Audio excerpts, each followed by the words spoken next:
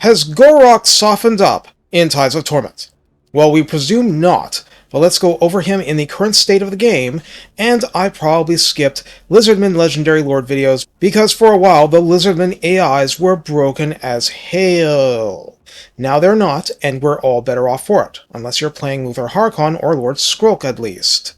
Costing 275 upkeep, never mounted, Gor-Rok arrives on Ultra Lizardman scale with 5,136 health, which may sound much less impressive than he'd prefer. Armor is 100 with a mighty shield blocking 55% of small arms fire from a frontal arc. In addition to missile resistance 15%, he comes stock with physical resistance 15% to help with that issue. Leadership of AT is Rok-solid. Speed 34 and charge speed 41 are quintessential Saurus figures and of limited help. Melee attack starts at 45, which is not great. Attack interval 4, which is the average, splash target size medium, so feral cold ones on down, and max targets damaged by a splash at best is 5, or 1 if the target is a unit of trolls instead, mind you. Melee defense of 60 is the solid figure we'd hope for.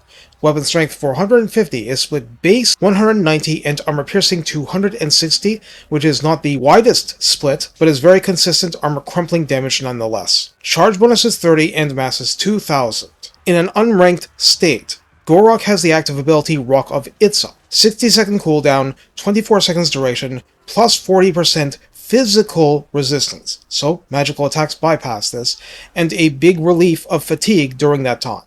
Gor-Rok is immune to psychology full-time, he has charge defense versus large, and charge reflection despite not being anti-large with his damage, and has the standard cold-blooded single-target leadership boost and rampage remover, is a siege attacker, and has primal instincts and predatory fighter like other Saurus, increasing performance at low health and before fleeing enemies. The Great White Lizard background trait gives his faction access to the right of resilience for Saurus barrier hit points and defense bonuses. Barrier hit points plus 500 to units when defending settlements, and all barrier things will stack here. Defensive supplies plus 500 to help with that, and he starts with Lord Kroak, which is kind of a big deal. To the Death adds extra potency when under 50% health beyond the usual. Leadership plus 4 and melee attack plus 8. Now I know why Luther had such a miserable time putting him away in various early battles. Protector Vitza gives defensive supplies plus 100 per turn when under siege, all armies. So, a faction-wide buff in the general specific traits, Confederation safe. Minor, but hey, not a bad thing. His army is granted the humble bonuses of unit mass plus 15% and missile resistance plus 10%, which also explains something about Vampire Coast performance.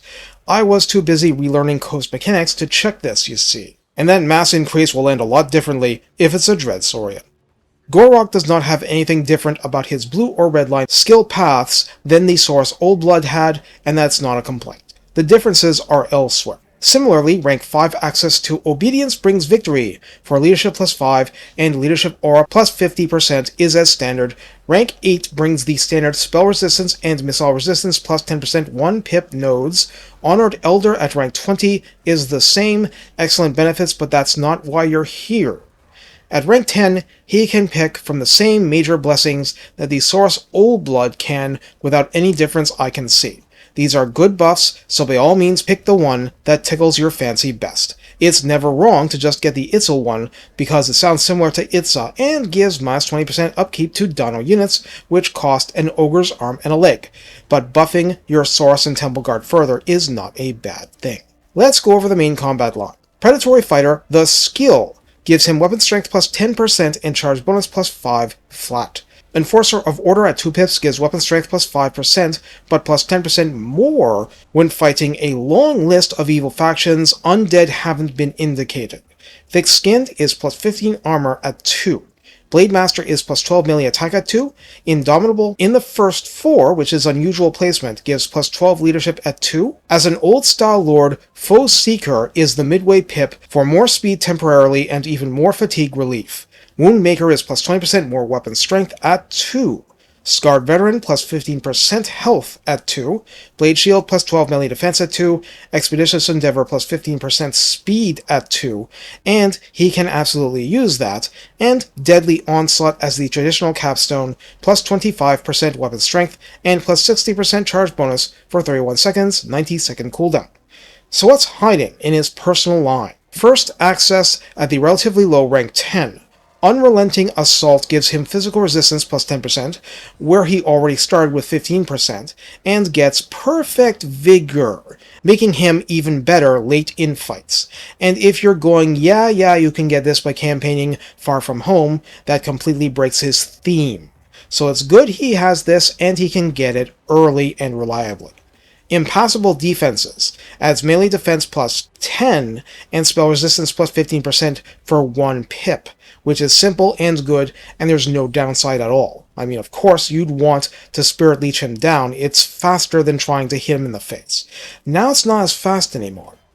Protector of Lustria gives melee defense plus 5 to Saurus units and Temple Guard units as it's written, and adds plus 10% physical resistance to Saurus units, textually implying it does not to Temple Guard. That's in his own army. Of course, a certain blessing gives them 200 barrier hit points too, if you went that way. That's valid. Plus the right buffs and all sorts of tech tree stuff, etc.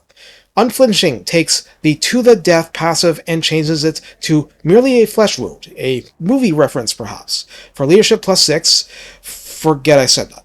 Melee attack plus 12, and Unbreakable when under 50% health. If anything in the game removes Unbreakable, then the leadership buff would matter, but A Mighty Opponent grants speed plus 5%, melee attack plus 10 full-time, thus shoring up one of his actual weaker areas, and this apparently makes him scary enough. He causes fear and causes terror now.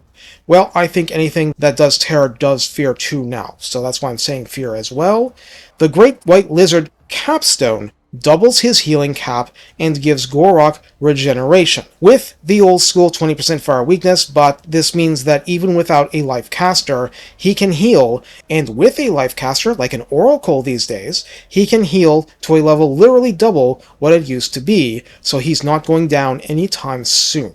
We can finally look at his legendary items, since you have to work for these. Mace of Ulumak. Quest is available at rank 3 very early. Just holding it gives Gor-Rok plus 18% physical resistance, which is getting bonkers if the opponent has no magical attack.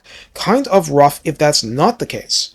The active ability is 120 second cooldown, 24 seconds duration, plus 40 melee attack, plus 50% to both base and armor piercing damage, and inflicts the Dazed Contact effect, 10 seconds of minus 25% speed, and minus 10 melee defense. That's Mike Tyson stuff. The problem with this is that this occupies your weapon slot, so he can't take something with different effects without losing this. Oh well, that's what your heroes are for. The Shield of Aeons quest starts up rank 7, still pretty early, but don't get complacent. In Warhammer 3, they moved up a lot of the quest availability. It doesn't mean that it's balanced for that rank. Holding this shield gives armor plus 15, fire resistance plus 30%, therefore future-proofing him for that regeneration capstone, and the ability has a 120 second cooldown, 23 seconds duration, affects self and allies in a 55 meter radius, which is quite something.